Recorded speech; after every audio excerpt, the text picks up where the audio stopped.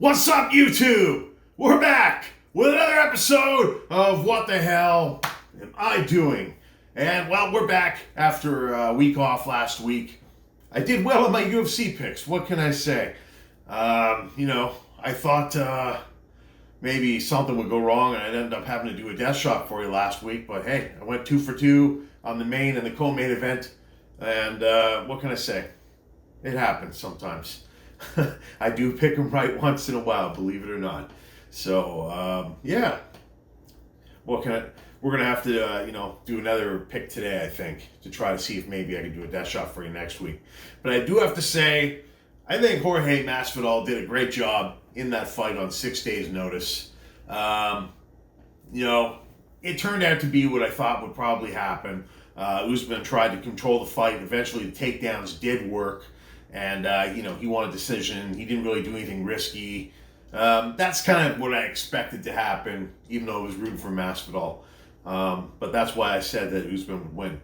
I have to say, though, if Masvidal was training for this fight 100% of the time, like he was, as a guy that took the fight 3 months ago, I think that the fight could have turned out very differently. I know I've heard people say that they don't see it going any differently, but Masvidal took the fight on 6 days' notice after taking some time off from training for it. And, even though he was staying in fight shape, it's not the same thing. And, all that considered, he was in the fight for the first 3 rounds for sure. He was able to stop all the takedown attempts, which really impressed me. I thought that Usman's tip would at least get him down and control him on the ground. Eventually, he did later in the fight, when Masvidal started to get tired. But the first 3 rounds, he really defended that takedown well. Yes, he was still losing the fight in the aspect of control and everything like that, but he defended it a lot better than I thought, and on 6 days' notice. If he had a full camp preparing for this fight, I think he could have done better. I think he could have had a better chance to win, and he certainly could have had a different game plan, knowing that he could have kept going with a better gas tank and everything else. So if they did a rematch, I'd be interested to see what Masvidal does because, he surprised me on 6 days' notice. I know he was training for the fight originally and was staying in shape, but it's not the same thing as going full-on fight camp for the fight for two months. And I think that could have made a big difference. But either way, it was a good effort. He came out a loser, but I think overall he won. He delivered. He's a bad mother effort. That's all there is to it. So, thumbs up to Jorge Masvidal for putting on a good effort on 6 days' notice. Usman showed he's a champ, and, you're going to have to bring your best game to beat him. Absolutely. No doubt about it. So there you have it. We're going to do a UFC pick for Whittaker and Hill for tonight's fight. But before we do that, I just want to give you guys a quick tour of the garden again. A lot has changed since the last time I showed you it. So I just want to take you out there, show you a quick development update, and then we're going to come back and do the pick. Okay, as you can see, everything looks a little droopy right now. That's because it's been a hot day. It's important with hot peppers not to keep them overwatered. They should kind of look like this after a hot day. We'll see when it cools down later if they stay like this. If they do stay like this, then I would give them a little water. But if they perk back up, then I'll probably see how they look tomorrow.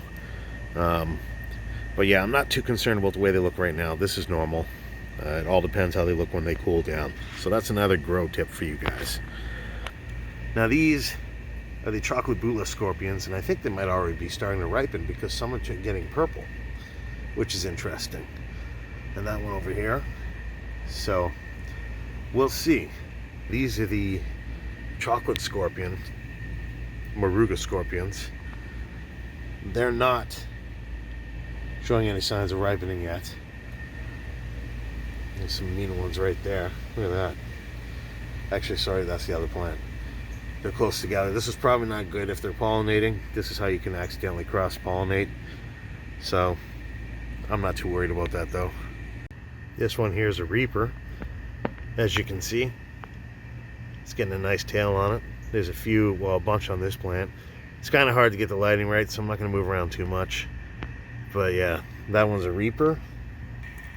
This one here is Leviathan Gnarled Scorpion. We'll come here on this one. It's just filled with them. This one here is the Trinidad Viper Purple Boot Cross. This will probably turn yellow. This one here is another Reaper. Most of them don't look like Reapers. I'm wondering if the seeds got cross-pollinated on this one. That one there has a tail, which is obvious. But most of them have a ghost pepper shape. So that's kind of interesting. There's another Reaper. Yeah, so there you go. You can see a lot of my peppers have developed, and some of them seem to have come out of nowhere.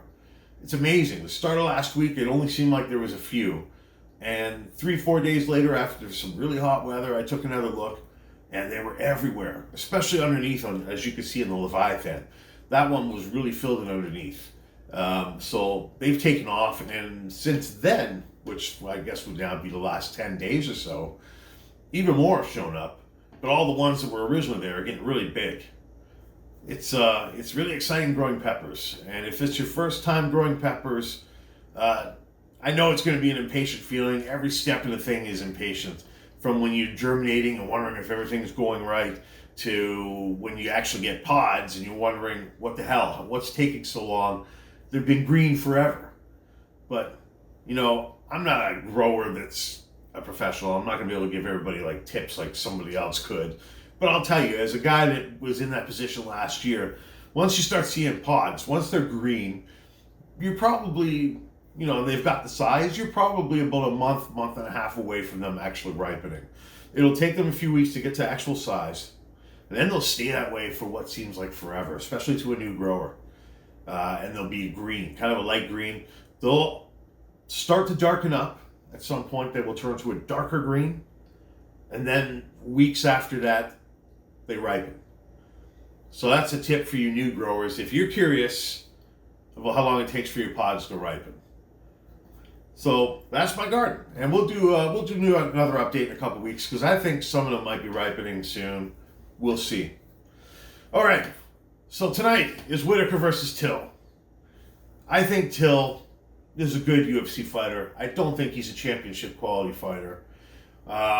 He's beaten some name guys that have fought in championship fights, but since then, those guys have gone on bad streaks, or losing streaks, I should say, and maybe some of the luster of those wins has disappeared for Darren Till. So maybe he beat guys that were already on the way out.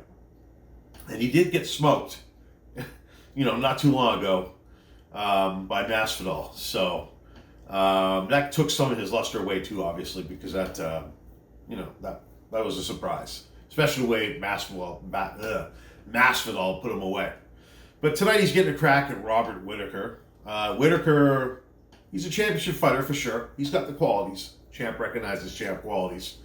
My problem with Whittaker is he's always out. He's kind of like Cain Velasquez. Cain was a champion and highly regarded fighter, but it seemed like every time you talked about him, it was like, man, was it 5 years ago last time I saw that guy? He was always hurt, so he never fought. And Whittaker in the last few years has been that guy. He's been out for long periods in between fights. He has had some injury problems, but he's maintained his title. So he's fighting Till tonight. I don't know how that fight's going to go. Well, he maintained his title. I shouldn't say he still has it. He lost it, obviously, to Adesanya. But until that point, he had maintained it through some injuries and some delays. But yes, tonight is probably a contender bout, I would think, between Till and Robert Whittaker. And, I'm not really sure what to expect because Whittaker is a champ fighter, but I think he is a little overhyped by some. And I think Till's a little overhyped, but I think he's come down a bit with his loss. So I'm looking at tonight's fight as it's kind of an interesting fight because one guy is going to rise above the other. We don't know who it's going to be. And probably from there, depending on how the fight goes, they might get another crack at the title. Till's coming up for 172. I should also put that. This fight's at 180. Or 185. Jumbled up thoughts here. So yeah, anyways, I'm going to bet a Deathshot on tonight's fight. I think that would be fun because this one's a bit more of a toss-up. I'm going to say Whittaker is going to win. I think he's the favorite. I think he should win. If Till wins, I'll be shocked. But it will renew what everybody used to say about him a couple of years ago in the lead up to his big loss with Masvidal. So if he can impressively win tonight over Whittaker, it does a lot of good for Darren Till, that's for sure. And it probably gives him right back into a title contention. And the same goes for Whittaker. If he has an impressive victory tonight, really, he has to be dominant because he's the natural middleweight. So if he comes out and does his thing and does it impressively, obviously he should get another crack at Adesanya. So that's pretty much it. But I'm going to pick Robert Whittaker to win tonight's fight. I think it'll probably be a decision, but we'll see. We'll see if he grinds it out. Maybe he does something impressive and ends it early. But he's going to be my pick, and if he loses, I'll have to do a death shot for you next week. So we'll see how it goes. Make sure you tune in to watch the UFC tonight and, see if the champ is right or wrong. Make sure you subscribe. Make sure you check out my last video, which was a couple weeks ago. Make sure you check out this random video. And, of course, keep an eye out for my lives. I will be doing more. And thanks for tuning in. We'll see how the fight goes, and we'll see you next week.